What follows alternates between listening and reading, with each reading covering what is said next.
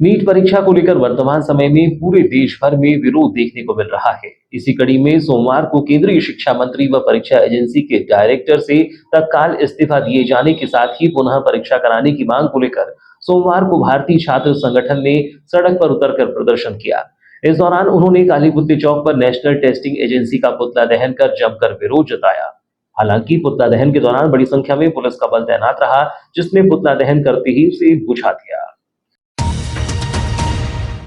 प्रदर्शन के दौरान छात्र नेता हर्ष मुंजारी ने बताया कि नीट परीक्षा में भ्रष्टाचार सामने आने के बाद आनंद फानंद में ग्रेस मार्क वाले प्रशिक्षार्थियों का एग्जाम रद्द कर दिया गया है, जबकि 24 लाख प्रशिक्षार्थियों को लेकर किसी भी प्रकार से कोई कार्य योजना नहीं बनाई है, जिससे प्रशिक्षार्थियों का भविष्य अंधकार में हो गया है।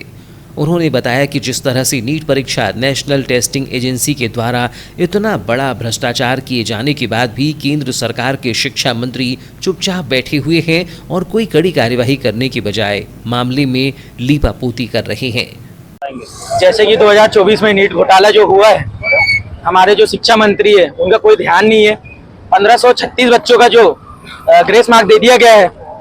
उनके सिर्फ एग्जाम रद्द की गई है, मगर 24 लाख बच्चों का जो भविष्य दाव पे है उनकी एग्जाम रद्द की नहीं गई है, जिस कारण से शिक्षा मंत्री कोई ध्यान दे नहीं रहे। साथ ही में जो एनटीए के डायरेक्टर है सुबोध कुमार सिंह, उनको तत्काल इस्तीफा देना चाहिए, क्योंकि इतनी बड़ी घटना हो चुकी है। नीट का एग्जाम लीक हो चुका है, साथ में इतने 1536 बच्चों को जो ग्रेस नंबर दिए, ये तो सबसे गलत बात थी, क्योंकि सब बच्चों को बराबर के नंबर देना चाहिए था। तो हमारी एनएसयूआई की एक ही मांग है कि 24 लाख बच्चों के पेपर फिर से होना चाहिए, साथ में केंद्र शिक्षा मंत्री अपना इस्तीफा दे और नीट के डायरेक्टर अपना इस्तीफा दे। प्रदर्शन के दौरान भारतीय छात्र संगठन के पदाधिकारी शिवम ने बताया कि पूर्व में भी व्यापम व पटवारी भर्ती परीक्षा में गड़बड़ी सामने आ चुकी है और भारतीय जनता पार्टी के कार्यकाल में लगातार इस तरह की गड़बड़ी हो रही है, जिसका ये नतीजा हो रहा है कि मेहनत करने के बाद भी अपेक्षित सफलता न मिलने पर प्रशिक्षार्थी अनावश्यक रूप से तनाव में आ रहे हैं और वे आत्महत्या जैसा कदम भी उठा रहे हैं। बावजूद इसके गड़बड़ियों में सुधार करने की बजाय सरकार निजी एजेंसियों पर गंभीर जिम्मेदारियां सौंप रही है और ये एजेंसियां ईमानदारी पूर्वक परीक्षा कराने की बजाय गड़बड़ी कर घोटाला कर रही हैं, जिससे प्रशिक्षार्थियों का भविष्य अंधकार में हो रहा है और उनका आक्रोश सरकार के प्रति बढ़ता ही जा रहा है। जिस प्रकार से पूरे देश प्रदेश भर में छात्र संगठन द्वारा प्रत्येक हर एक इंस्टीट्यूट, कॉलेज, हर एक संस्था के विद्यार्थी छात्र द्वारा जिस प्रकार से रोड पर उतरकर धरना प्रदर्शन कर रहे हैं, पुतला दहन कर रहे हैं, कहीं ना कहीं ये बताना चाह रहे हैं, कहीं ना कहीं दर्शाना चाह रहे हैं,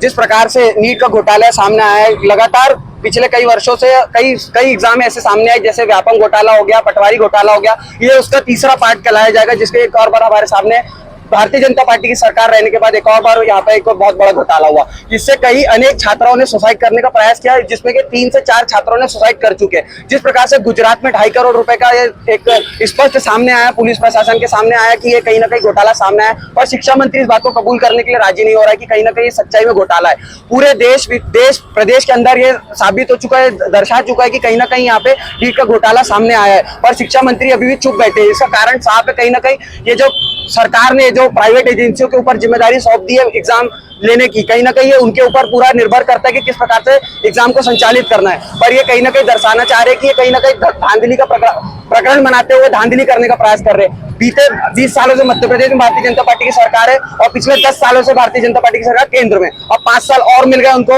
ये एक और उनके लिए कमाने का जरिया आ गया। ये तो छोटे मोटे घोटाले ऐसे कई अभी तो छात्रों के साथ हो रहे, ऐसे कई बड़े घोटाले जो कि सामने नहीं आ पाते। जब छात्र सुसाइड करता है, जब एक गरीब छात्र को दबाने का प्रयास करते हैं, तो उस छात्र के ऊपर क्या बीतती है, कहीं ना कहीं ये भारतीय जनता पार्टी के नेताओं को समझ नहीं आ रहा है, ये शिक्षा मंत्री को समझ नहीं आ रहा है, एनटीए के जो प्राइवेट एजेंसी के जो मालिक है उनको समझ नहीं आ रहा है कि किस प्रकार से वो गरीब जनताओं को, गरीब छात्रों को पीड़ित करके उनके शोषण कर रहे हैं। कहीं ना कहीं इसके ऊपर से पूरे प्रदेश और देश भर में एनएसयूआई संगठन नीट के सभी छात्रों के साथ है, और ये लड़ाई जब तक के उनके पक्ष में नहीं आती, एनएसयूआई द्वारा ये लड़ाई निरंतर लड़ते रहेगा।